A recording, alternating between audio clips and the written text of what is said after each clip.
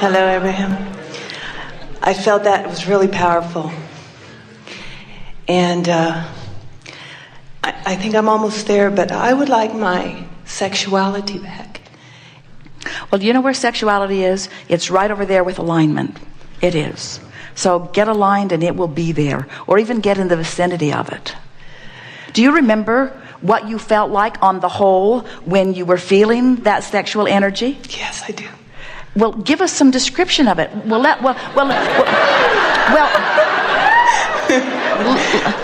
On second thought,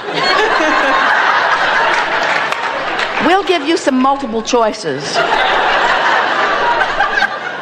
Did you feel more in love with life or discouraged about life then? I loved life. It was a freedom that I had, and nothing bothered me. It was just a freedom. So you had a zest for life that was pulsing through you in every way because your stream was moving rapidly and you didn't have a whole bunch of things that you were fussing and worrying about that were holding you back from the momentum of the stream.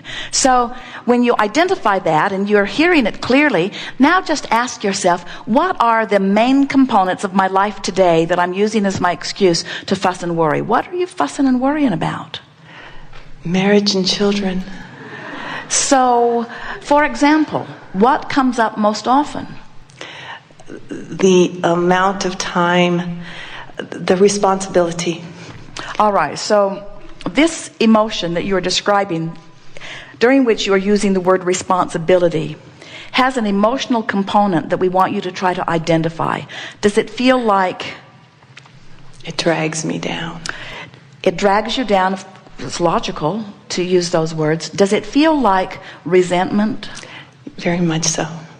And resentment's an interesting thing, isn't it? Because resentment, it's really close to bondage, because what it says is, I've made my bed and now I have to lie in it. In other words, resentment says, I made choices that I must keep that make me feel not good. That's the best description of resentment that we could give.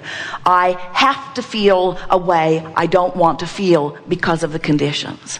And that is the biggest lie that humans tell themselves, because you have the option of feeling differently without the conditions changing. But you didn't know that then. In other words, the reason you felt full of yourself and the reason you felt your sexuality flowing and the reason you felt so free is because then the conditions of your life that you were merely observing allowed you to feel that way. Now the conditions have changed and now you're looking at those conditions and you don't feel that way. And you think, I've got to change the conditions, but I'm not willing to do that. I don't want to get rid of my family. I don't want to get rid of all that is, but I would have to do that in order to go back to the free feeling. And we want you to know you don't have to change the conditions. You just have to little by little get pointed more downstream, because it's not the conditions changing that make you feel resentment. It's the vibration. It's the direction of your thoughts, you see. So give us an example of something that causes you to feel in a sharper way than usual that resentment. And we put the word there for you, but it is close to what we are feeling. And we don't want you to feel bad that you feel resentful. In fact, we're glad that your fingers are sensitive enough that you can feel that hot stove. We want you to recognize that you've got some chronic thoughts that aren't letting you go with the flow. And we also want to remind you that in all that feeling of being held back, you've been launching so many rockets of desires of wanting more freedom that you've got a very, very fast moving stream going, and you've got to let loose and go with it. And when you do, the feeling of freedom and sexuality will return to you in a very powerful way. So give us an example of give us the nitty-gritty. Okay. Well, here's a recent one. I just bought a motorcycle because it just seems like freedom, and I have 2 young children, and I can't go off and leave and ride my bike because I have them at home. So the motorcycle represents freedom. It does. And the children represent bondage. Yes. Well, a lot of people feel that way. So now let's talk through it. So I can't go ride my bike because I have these kids. And in this way of saying it, it feels very upstream. Now, try to find something that softens that. In other words, we don't want you to fix it, and we don't want you to ride your bike while you're feeling that way either. We want you to find a way of not riding your bike right now and not feeling resentment. We want the condition not to change, but we want the resentment to go away. So how might you go about that?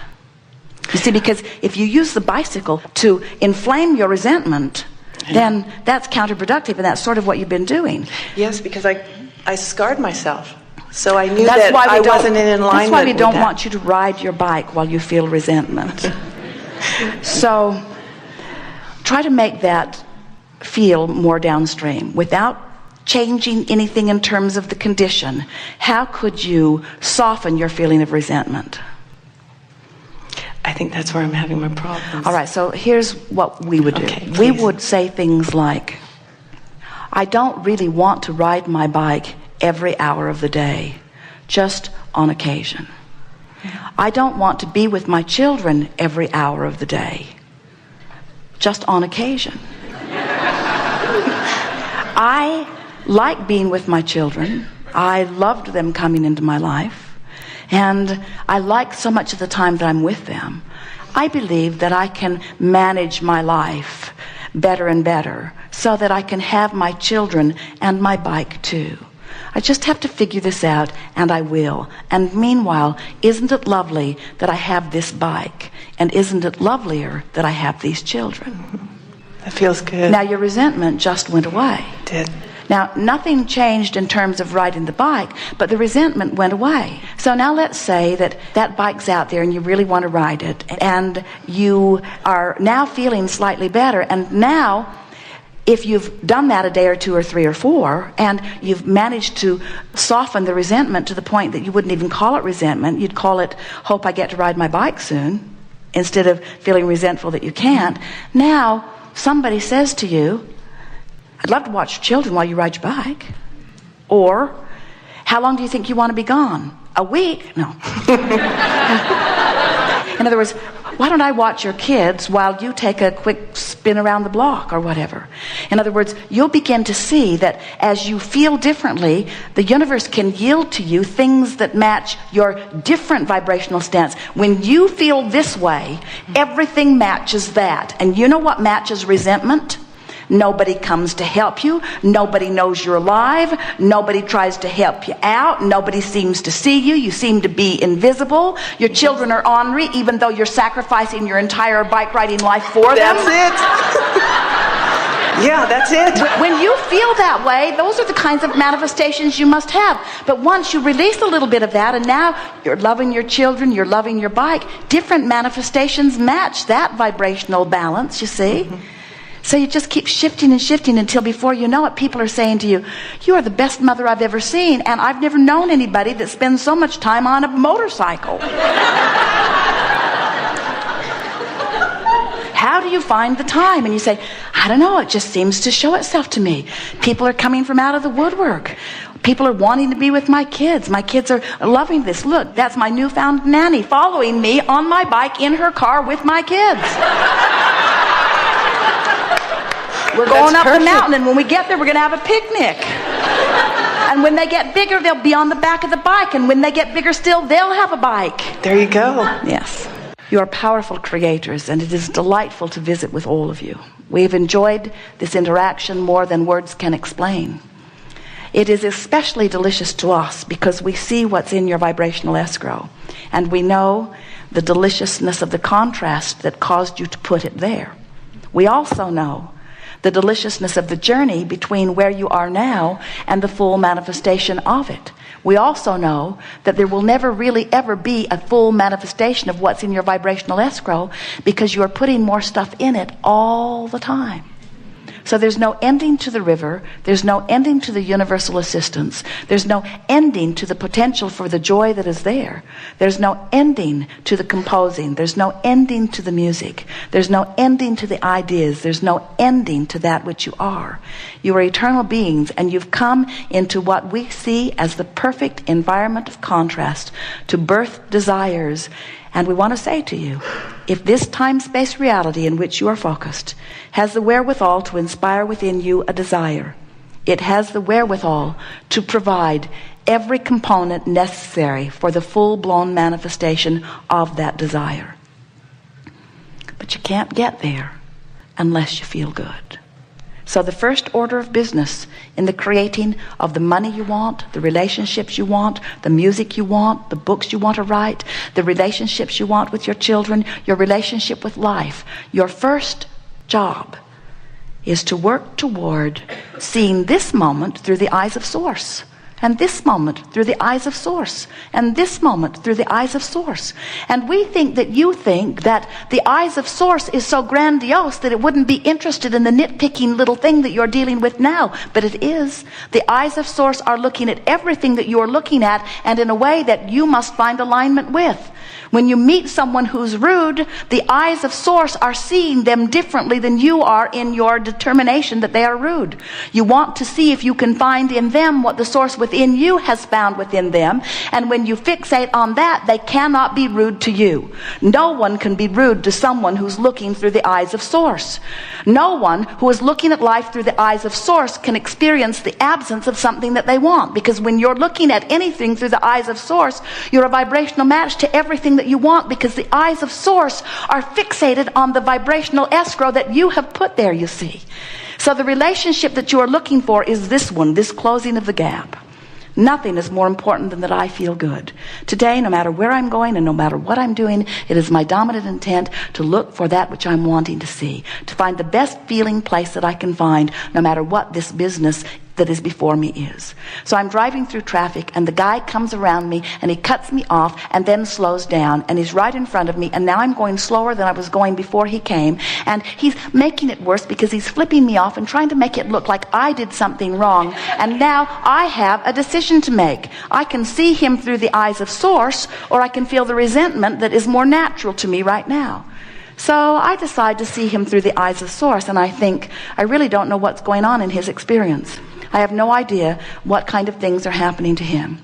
And since I cannot possibly analyze it with any sort of effectiveness, then it's best for me to just make up my own version of him.